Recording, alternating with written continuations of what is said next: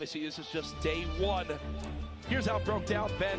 We had our heats earlier today where the top 32 players from each headed to the qualifiers. And now tonight is that qualifiers. The top 33 players will head to the finals where all the money is broken down on Monday. Now, if you're looking to get in on those, if you get to the grand finals, there are ways to get there. The details, these are those. Heat 1, there's stage 1, the heats. There are 2 matches. Those played out over the course of the day today, and they will take place tomorrow and the following day. A victory royale is 3 points.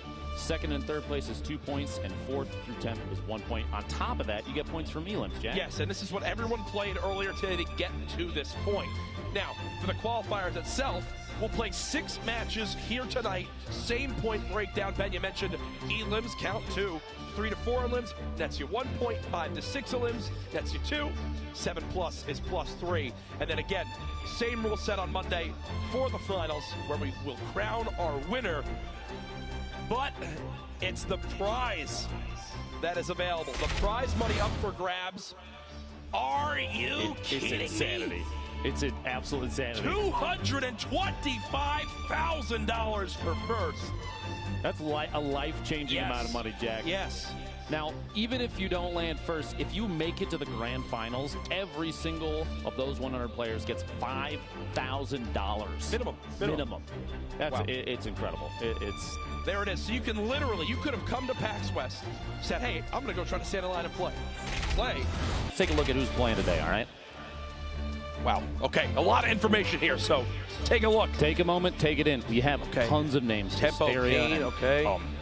The list of competitive players here. Yeah, BlooTea is also in there as well. Oh, Hysteria. It's my duo that I played in with the Skirmishes. Cloud9's Boss is here as well. Okay. And Wheats from Rise Nation, who's he's actually been a pro player in other games, now switching to Fortnite, which is awesome. Moving on to page 2, there is Sofa on your list. Oh, Merksman made it. Okay, so he's also a pro player for CLG. Blind from C9, who did exceptionally well at the Ninja Vegas event.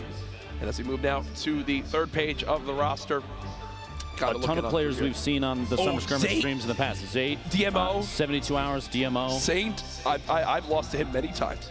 Turkey Lips, Wish. You can't even go through the entire list. But look at the numbers. Game. We're getting ready to kick it off here. That is a professional cue to get into the action. Transition, Jack. I love it. What a transition. Strap in. We are now ready for game number 1. A much different bus path than the previous one. We have a north to kind of southeast, which means that southwest corner, granted there's a giant, there's the cut out of the terrain, but I would bet that Greasy and Flush, contrary to maybe a public match, they will be populated. You will see players go there because the stretch is important, the distance they have to travel, and it all depends on the play style. We were talking earlier about whether you land, if you land at a POI versus you land in the boonies, so to say. That's a gameplay choice. You're choosing whether or not the early game is more important. You go for early eliminations, or if you're trying to stay on the outside, touch the little one-off buildings, gather as many resources, as many materials as you can. Maybe find purple AR if you get really lucky, and then bunker down if you're shooting for that that top 10 placement for points. And just from that map that we saw earlier, only 1 person landed lazy, only 1 person landed risky. Realistically, only 1 person landed Tomato Temple. They're getting free reign of all the loot that goes on there. Now that drop there, you saw Vivid had dualies and then immediately just decided to back out after he smacked the tree a couple times, get a couple materials, playing for late game. Dualies versus shotgun. He does have the clingers in case he needs to kind of make use his get out of jail free card. We'll see what Fugues decides to do here. I didn't realize Boss was that weak already. I didn't realize Boss was that weak. Looks like Fuse is going to go for it now. Feeling confident. All the way on the outskirts of the map. This is that building that has the pre-built structure already on it. So if you're wondering, wow, who took the time to edit this? Looks like a player. This is literally, it's meant to look like a player build. Going down, look at the edits, trying to find as much loot as he can. It's interesting to see this kind of like this verticality. They know that the other player's so inside. Oh, this, you couldn't ask for anything better. He winds up getting a shotgun. Or sorry, he winds up getting the bandages out of it, which will help him heal on up. Found the shotgun on the ground. What's crazy too about this building is those are neutral walls, so anybody can edit those. Yeah. DMO over here. just digging through as much loot as he can. Got lucky, found some minis, which is going to be super important. Early game shield. You see, he chose the gray AR over the gray burst. Low ammunition, low medium ammo count. A burst is going to be really bad. You're going to throw bullets away. You don't want to do that, especially in a game like this where you don't know how much ammunition you might be gathering. That's actually the location that I landed in for the Pro-Am back at E3, but now as we swap perspective to basically the opposite side of the map. Yet another top-down, 2 players stuck in the same building. Back over Fuchs gets the elimination on Boss. That's a big takeout there. Boss, an excellent player. I'm sure next game we'll be looking to make some big plays. Right, and again, going right back to healing on up, over to Vivid now. He's on the outskirts of the map as well. He's in a fight with Wheats. He's only got 1 build left versus Wheats out here. Suppressed SMG, standard SMG. Wheats trying to make a move in there. He's sitting on 16 builds possible versus Vivid's 1. That suppressed pistol, 38 headshot. Vivid's accuracy coming out and here. There you go. Wheats had a rift to go. He's going to go ahead and try to spot exactly how this plays on out. Vivid, if you do this. Hit these shots. You know you want to. He chooses not to, taking just a couple. I think the decision to conserve ammunition right now more important, and potentially other players coming in, because those fights, especially if you're not using a suppressed weapon, you're sending up a signal flare to everybody else. Hey, I'm over here, and I might not have shield anymore. Oh, Gorilla is maxed HP. Another fight going down versus Nibs. On top of the building. Nibs does have that tac shotgun. What a huggable guy flying in your. And you saw in the previous engagement, those pyramids are used all the time by competitive players. You know, the flat surface and pyramid on the top to kind of double up. Ooh. Oh. Fulmer gets the shotgun down on the huggable guy before he can break on out. Back to the fight we saw in the mansion just outside Greasy. Such a low material count. These fights so awkward. Top players. I mean, you almost feel naked in this game when you don't have over, what, 600, 700 material in your inventory? You'll notice, too, right here, Nibs is even mid-engagement, swapping the pickaxe. Gives us a couple smacks, grab a little bit of material, because that can mean one surface can mean the difference between winning an engagement or losing. Absolutely. And we did swap weight for a second, but Gorilla, who we saw had max health, was actually dropped to under 60 HP. There's a look at the map for a second, but let's dive back to the full screen action as I believe a third party has entered on into this fight. Like tempo Payne, you see the shots from the feed. Payne got the elimination on Gorilla, and Nibs versus Payne, this little build off here. Low material build off, and Nibs can't even build. He's got 9 wood and nothing else, so he has to back out. But you gotta love this play. Here immediately forfeits the high ground. 122 brick, and now this is back in the fight immediately. He's gonna build up, kind of can himself in, push inside the building to try and throw Payne off so he can't track him. Payne, a ton of materials, and he's got a brilliant loadout here, Lupo. Grenades, he's got the swap weapon between the pump. The shot, when it looks like it bounced back out, he's gonna push up this little build off here, and the quick edit, the shotgun. Oh, and the Payne had the shotgun swap after the fast edit, dropped down, and just barely missed a shot to the target's left. Nibs getting the elimination. That's a tough thing, right? The tactical shotgun, you kind of feel it. Yes, it's not as strong for those heavy damage hits versus the pump, but you can kind of consistently get out that damage. On the other hand, there for Payne, he uses that pump, and when he misses, the first tack hits from his opponent, he immediately goes, oh, all advantage I had is now gone. Big mistake. He tries to swap. At that point, there's already been 2 more tack shots fired, and it ends shortly after. Hysteria in an awkward position here. He's low on materials. He can build up a little bit, but his base is falling. He's going to try and build to counter it, and it's not enough. The fall damage is too much. Nibs gets the elimination on Hysteria. Here's some Vivid earlier on. Swap on over to him, gets an engagement. There's the quick cleanup on the Diggy, and look at the loot there. Vivid, who we saw just had a silenced pistol earlier on with just 73 HP, now has some shields, has a limb. He's got some great weaponry as well. The big thing, though, is the ammo. The big thing is the ammo. Sitting very low. Pretty much everything except for the shotgun is not. You're not going to be able to reload those, and that means that he has to make really confident, intelligent choices on engagements. So real quick for everybody at home, 5 players with 2 elims so far on the verge of earning themselves a point. Dremin, Replays, DMO, Sofa, who was the winner from Heat 1 earlier today, and then Nibs. We've watched a lot of his action outside of Greasy. Again, here's the benefits of this spectator client. Shout out to Epic.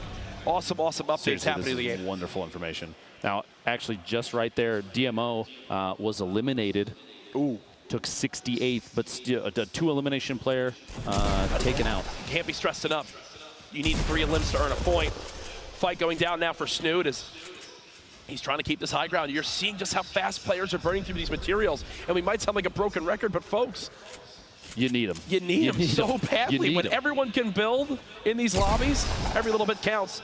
The zone now pushing on it as well. The shotgun engagement whiffs that shot as well. He's trying to get. He doesn't want to have to run away. He wants to clean up this player, secure the loot, and then go and not have to worry about his pitch. He's at 2 eliminations already. He knows if he gets this, that is a point secured for this round. This could be our first point of anyone here in the qualifiers tonight. So much shield. He's dropped down to 25 health. Snood needs his elimination for 1 point. And again, every point matters. And look at how healthy his opponent is. Cubs Mill. He stopped inside the box, popped the mini, so he had a little bit, but still the Storm ticking up away 1 HP at a time. He's trying to get a top down here. We'll see if it even plays out. What a shot! Down to just 22 HP. Snood, does he go for it all? Snood's got to go for it. He has no healing. He heard him drop down. No! He dies to the Storm. Snood just died to the Storm. 2 eliminations. Look at him, look at the reaction. And I think he's done as well. They both risk it in the zone. And oh no, the dance. Star power, unfortunately, won't help you there, buddy. That's heartbreak for Snood. Heartbreak for Snood. Back over here, Mars Cities. This was earlier near the beginning of the game. You see, taking Jota out, 64 down to 63 players remaining there. What a set of plays. The drama in the Storm. That kind of choice to just say, nope, I'm done, and just dance it out. I can respect that. That's one of those stories that we have to keep in mind as this goes on. Snood missing out on that 1 point opportunity. You know he's kicking himself right there.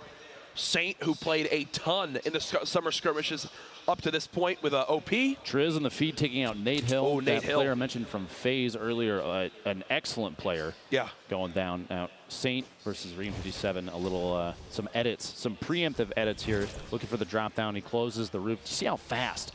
Close the roof above him just in case. Just in case. I don't know how they do it. The big thing for him, though, 2 big shields, too. He's already at max HP. He's in a good situation.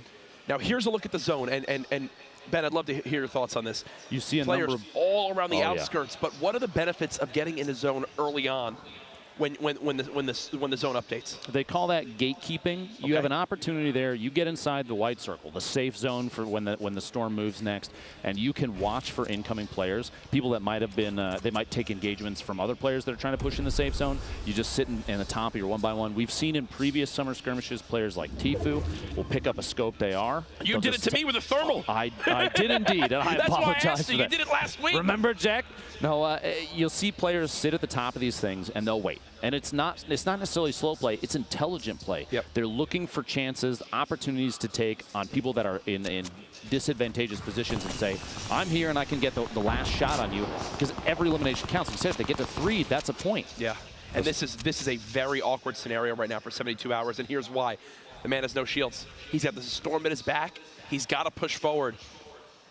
And only 75 HP. He does so have many 5 things one-shot him. He's got 5 bandages. He can fight against Storm damage a little bit. It's not going to tick for more than 1 until it closes, and there is a launch pad that he could use. More bandages as well.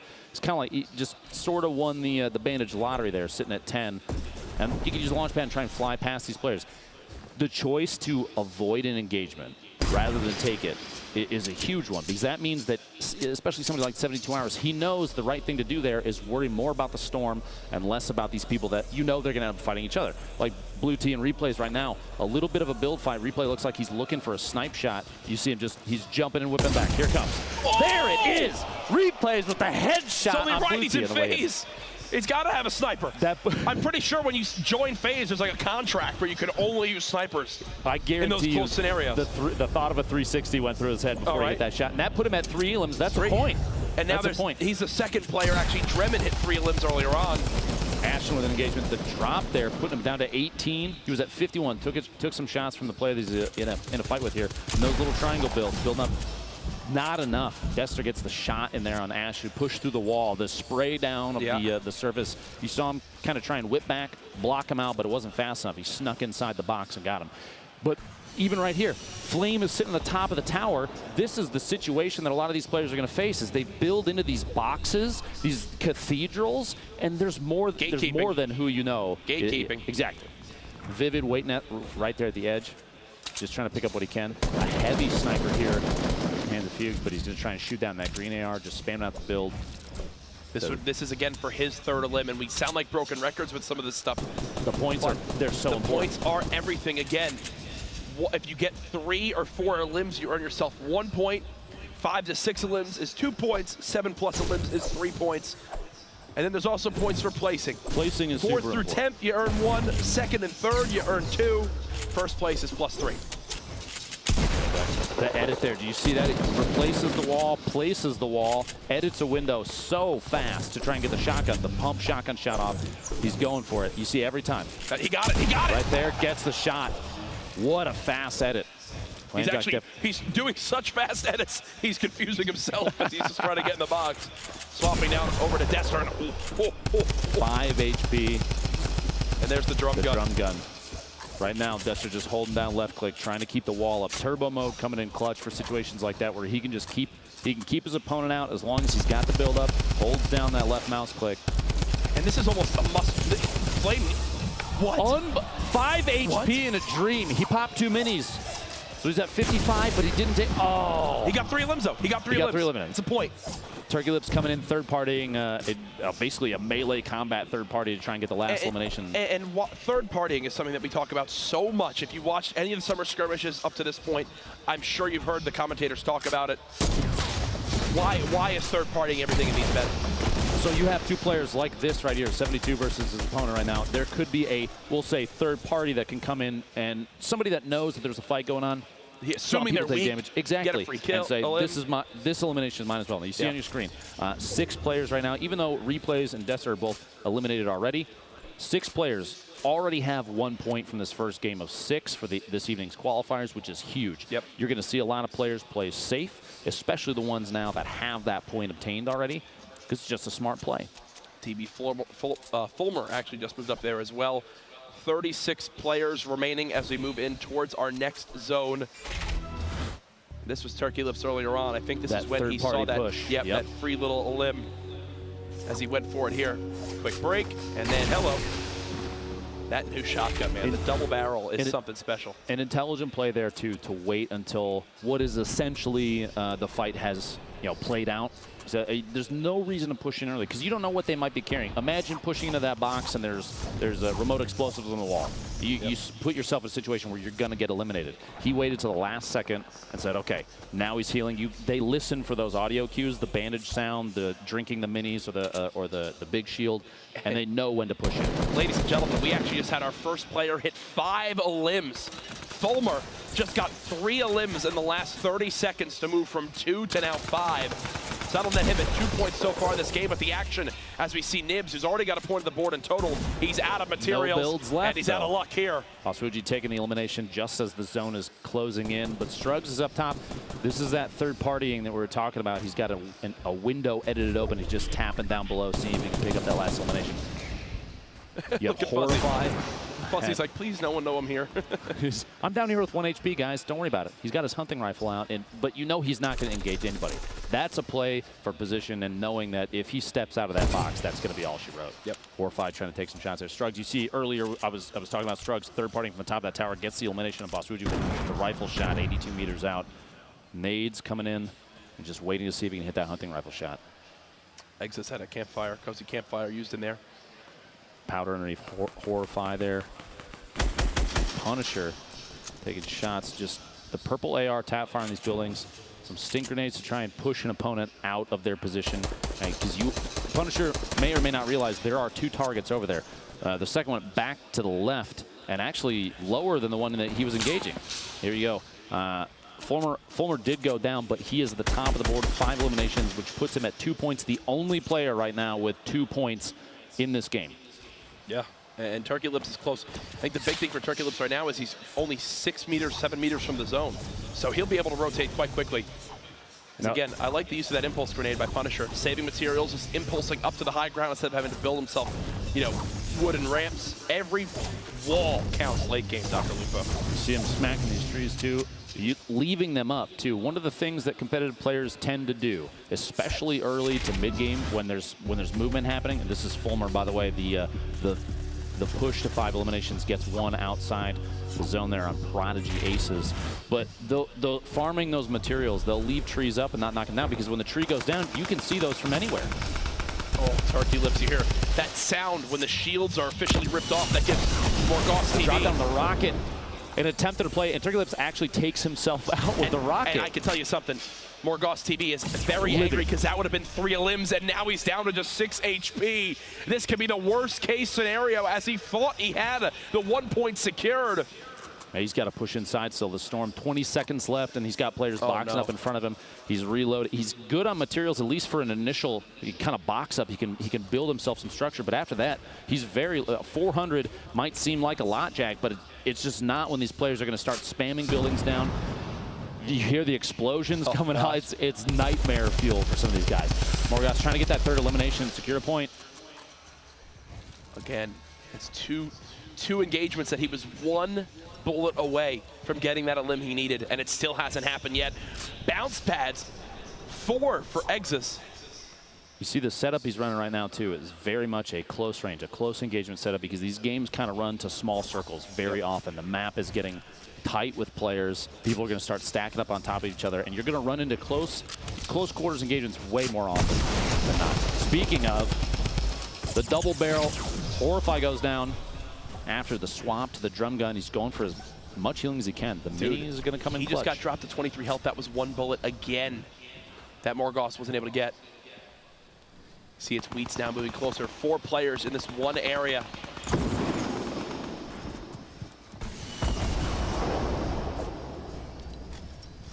Just continue to shield on up, only 73 health. Looking for that perfect third party, engagement. Doesn't want to get a straight up 1v1, especially with this little HP. Now they've got to start making moves quick too, because you see there's 21 players left and 20 seconds before. This is the first time the Storm is going to move in this first game. Finishing a challenge there. Well done, Morgoth. But the Storm is going to start to move, and that's why Morgoth is moving already. He's trying to prepare ahead of time, and you'll see a lot of players do that, but you'll also see some players, especially if they have bounce pads, they'll wait to the last second because they don't have to move early. They can let everybody else get into position and start fighting each other, and then kind of sneak in. They're trying to slide in underneath all the combat. Here it goes, Storm folks. Starting to move. Everyone's swarming. Morgoth turns, tries to put more Still looking damage for that 3rd elimination. Still hasn't gotten his 3rd elim. Tig set up outside the zone. He's got to move in as well. Here he goes. Expect him to place floors, walls, ramps, trying to build for that high ground. The Storm hits for so much damage at this point. A little build battle going on down the quick edit. He misses it. Now he'll drop on it. There's a trap that hits him for the full 150. And now he realizes just how desperate of a situation he's truly in. The panic build's coming on in. The quick drop down as well. The sign of a great player. As he's able to recover for the moment. He's actually in a wonderful position for the next circle. You see in the top right, he's already in the west side, and it's going to go north-northwest. He could just slide along with that. But these shots, this is the time. There's 20 players left. You have to remember, top 10 minimum to get a point, and that means everybody's going to play for position. And a bad position from Tig gets shredded from up top. That floor and triangle build pattern, trying to build up double layers. And Psalm, one of our previous round winners from the Heats today, to get into this qualifier, playing exceptionally well. Three eliminations here, which means a point secured already. 15 seconds till the Storm moves, Jack. What's your play? Oh, my play is get as close to the next zone as possible. I don't like to play for the high ground, which is probably the wrong thing in general. I typically play the low ground in these scenarios, as it looks like 2 players now fighting for the high ground at the moment.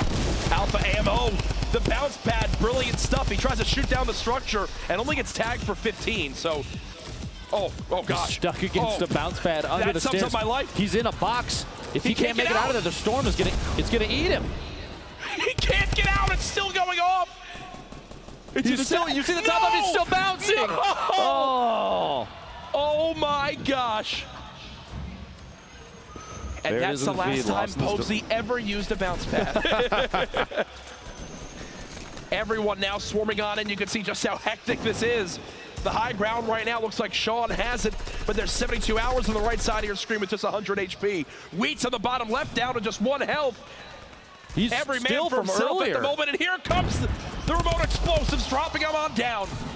A damage tag there. I can hear the crowd behind us getting into this, folks. 13 left. No elim yet. He's still looking for his second one. 13 left. 3 more players go down, and everyone that's remaining at that point gets at least 1 point. And remember, folks, we are live all weekend with this action from PAX, the final week of the summer skirmish. These players across tonight looking to qualify for Monday's $1.5 million. That'll be up for grabs. Sofa goes down up top. The elimination happens for Alpha Ammo. He still needs 1 more to earn himself that point for Elims. The next player that dies will just be right on the cusp of earning the 1 point for the top 10. Everyone knows it. They want this free point. Who will be the one to drop and just barely miss out? See the push. There's actually a player right above. Goes down. That's 8 remaining. A quick shift in player count as the circle is moving, and that's pretty common in these late zones. Sean's got the high ground, 72 hours. One of the more notable players left in this lobby. Sam, who won that Heat 2 earlier on, still alive. Alpha all the way up top, and how has Morgoth TV stayed alive? He's had that much HP from 3 zones ago. As soon as you say it goes down the shotgun, I think you might have jinxed it. He just got a limb. Oops. My bad. Apparently Sean was taken, but Sean was taken is still here all the way up top. He's got a top-down view. 0 eliminations, but it doesn't matter. He's playing for late game, and STRUGS going down. Oh, no! Just barely. Misses out. That is 3 eliminations here. Okay. That gives him a point. 1 minimum plus. Now, top 3 is +2. So he's got 2 points right now. If he can make it to 3rd, 2 more players go down, that secures him at least 1 more point. Yeah. He's got a campfire. He's out of abilities, ways to heal his HP, but he does have 6 minis in case he gets into a fight. He's popping the campfire right now to try and push himself up as much HP as possible in case an engagement happens, especially right now where he's up top. You were saying earlier, the top being a really advantageous position, but it's not always the best. Not always the best, especially when one of the best players in the game, 72 hours, is still live on the low ground and knows exactly how to play this scenario. Folks, we are down to our top 4. Here's 72 hours. Vulturing from the floor, he's placing traps. And guess what? He's basically saying, come on down, folks. Fall on in, because I've got traps everywhere. One just went off and didn't get him a limb. He's already got 1 point himself. The zone closing on in. This is it, folks. Who will come out on top? Remember, top 3 is +2 points. The trap's still coming on down. You see, he's timing his heal until right when the zone closes. He waited until he could use that last bandage. Here we go. Everyone trying to heal. Who's going to stay alive? Alpha pushing down. He's using the drum gun, trying to get in. Gets elimination. Uses a bandage. Not going to be enough. Alpha dropped. STRUGS wins! STRUGS wins! STRUGS wins in the final moments with just 20 HP, trying to heal on up. As you saw, everyone was basically on top of each other. It's a heal fight, but in the end, STRUGS with what? He only had 1 limb, but a victory will earn him +3 points. Down to the wire, it went there, and here's the final moments again. He had 0 build left. All it was, you hear the spam clicking, just use the bandages, and you can hear the shots. But at this point, though, STRUGS' mind is basically thinking, I'm either going to get a heal off, or I'm going to go down. Look. He doesn't even realize. 5-8.